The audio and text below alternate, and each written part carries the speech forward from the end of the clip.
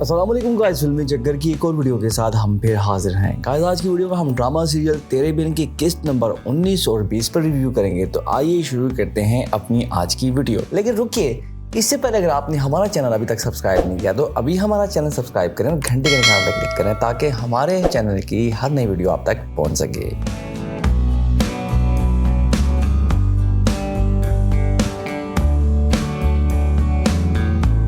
बेगम कहती है कि मीरब अब इस घर में किसी सूरत नहीं रह सकती। तो अनवर कहता है मीरब मुर्तसिम की बीवी है, इस घर में उसके रहने का फैसला वो करेगा। तो माँ बेगम कहती हैं अगर ऐसी बात है तो इस वक्त मुर्तसिम अस्पताल में है, वो जब आएगा तब की तब देखी जाएगी। फिलहाल तुम मीरब को कहीं भी लेकर जाओ, चाहे तो कराची भिजवा दो, पर ये लड़की अब इस घर में नहीं रह सकती। अनवर कहता है अगर ऐसी बात है तो वो मीरब को अपने साथ अपने घर में रखेगा जहाँ वो पैदा हुई है, वो इसके बाप का घर है, वहाँ रह सकती है। उधर मीरब की माँ ये सब देखती है तो वो कहती है वो माँ बेगम से ऐसे रवैये की तवक्को नहीं कर रही थी और अगर मीरब की मौजूदगी उनको इतनी खटकती है तो वो उसे अपने साथ कराची ले जाएंगे। तब मीरब कहती है कि वो कराची नहीं जाएगी। उधर हया माँ बेगम से कहती है कि उन्हें मीरब को यूं अनवर के साथ नहीं जाने देना चाहिए था, वो उसे कराची भेज देती तो ज्यादा बेहतर होता। तो माँ बेगम कहती है कि मीरब अनवर की बेटी है, उसे अपने घर में रखने से कोई नहीं रोक सकता। हया इस सारी सिचुएशन का फायदा उठाती है और कहती है कि अनवर चाचा अब सिर्फ अपनी बेटी की परवाह करते हैं, उन्हें मीरब के अलावा कोई नजर नहीं आता। इधर हया मीरब से मिलने अनवर के घर जाती है और उसे कहती है तुम बहुत ढीठ हो, इतनी बेइज्जती के बाद भी यहाँ टिकी हुई हो। मीरब हया से कहती है आखिर वो होती कौन है उसे ये सब कहने वाली। तो हया कहती है वो मुर्तसिम से मोहब्बत करती है और वो मुर्तसिम को मीरब के चुंगल से निकाल कर रहेगी। फिर दिखाते कि मीरब अपने घर वालों को बताती है कि वो मुर्तसिम से मिलने जा रही है। तो अनवर उसे रोकता है और कहता है कि उसे वहां नहीं जाना चाहिए, माँ बेगम उसे वहां भी नहीं जाने देंगी। तो मीरब कहती है जो भी हो वो मुर्तसिम से मिलने अस्पताल जरूर जाएगी। फिर दिखाते हैं मीरब मुर्तसिम से मिलने अस्पताल जाती है, लेकिन वहाँ हया उसे मुर्तसिम से मिलने नहीं देती। तो मीरब कहती है वो मुर्तसिम की बीवी है, उसे उससे मिलने से कोई नहीं रोक सकता।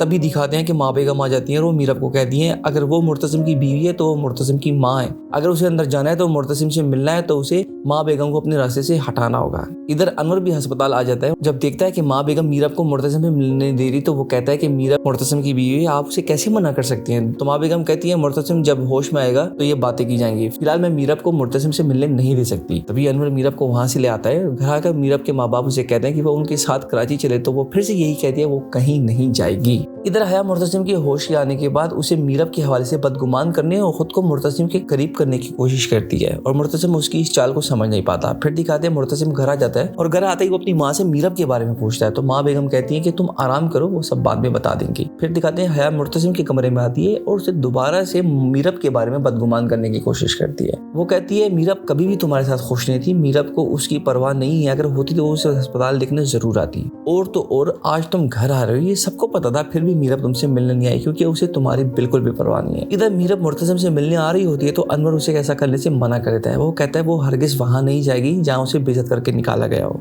तो वो कहती है उसे मुर्तसिम ने तो नहीं निकालना और मुर्तसिम को तो इस बारे में कुछ पता भी नहीं है, पर अनवर इस बार उसे नहीं जाने देता। फिर दिखाते हैं मुर्तसिम कुछ उदास होता है, घर के बाग में बैठा होता है। तो मीरब उसे देखकर वहां आ जाती है। वो मीरब को देख के कहता है कि अब क्यों आई हो यहाँ, जब वो अस्पताल में जिंदगी और मौत की जंग लड़ा था तब वो कहाँ थी। वो उसे वहां से जाने का कहता है और मीरब वहां से रोते हुए चली जाती है। फिर दिखाते हैं मीरब अपने कपड़े पैक कर रही होती है और वकास से कहती है कि अब वो यहाँ एक पल भी नहीं रहेगी। ये सब वकास उसे पूछता है बताओ तो हुआ क्या है, पर वो कुछ भी नहीं बताती है। अगले दिन मीरब और उसके घर वाले अपना सामान गाड़ी में रख रहे होते हैं तो मुर्तसिम की बहन बख्तू से पूछती है ये सब कहाँ जा रहे हैं। तो वो बताता है मीरब बीबी और उनके घर वाले कराची वापस जा रहे हैं। वो ये सुनकर फौरन मुर्तसिम के पास आती है और सब कुछ उसे सब सच बता देती है, कैसे माँ बेगम ने मीरब को जलील करके घर से निकाला और अस्पताल में भी उसे मुर्तसिम से मिलने नहीं दिया। मुर्तसिम ये सुनता है तो गुस्से में पागल हो जाता है। उसे पता चल जाता है कि हया ने उसे झूठ कहा होता है। वो अनवर के घर जाता है और मीरब को हाथ से पकड़कर अपनी माँ के सामने ले जाता है और कहता है कि आपने ऐसा क्यों किया। वो कहता है कोई किसी की बेवा के साथ वैसे सलूक नहीं करता जैसे आपने मेरी बीवी के साथ किया है। वो कहता है अगर ये मुझे अपना खावन नहीं मानती तो ना माने, पर मैं इसे अपनी बीवी मानता हूँ और आज के बाद किसी ने मीरब के साथ बुरा रवैया रखने की कोशिश की तो उसे मेरा सामना करना पड़ेगा।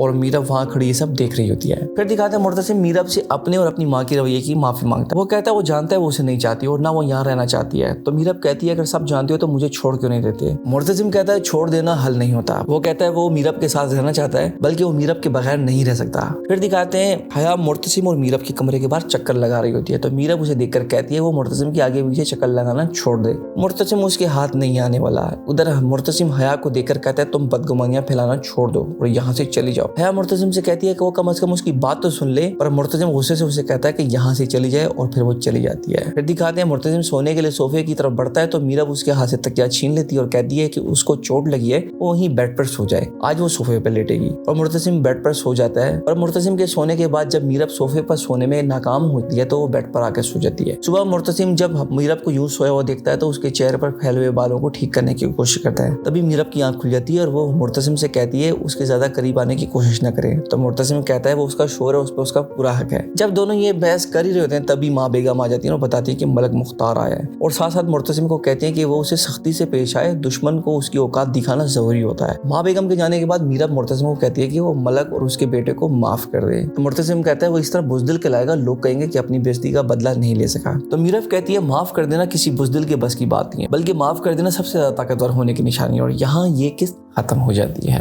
दोस्तों हया किरदार के बारे में अपनी राय से कमेंट सेक्शन में जरूर बताइएगा और आज की हमारी वीडियो आपको पसंद आई तो इसे लाइक, शेयर और सब्सक्राइब जरूर कीजिएगा।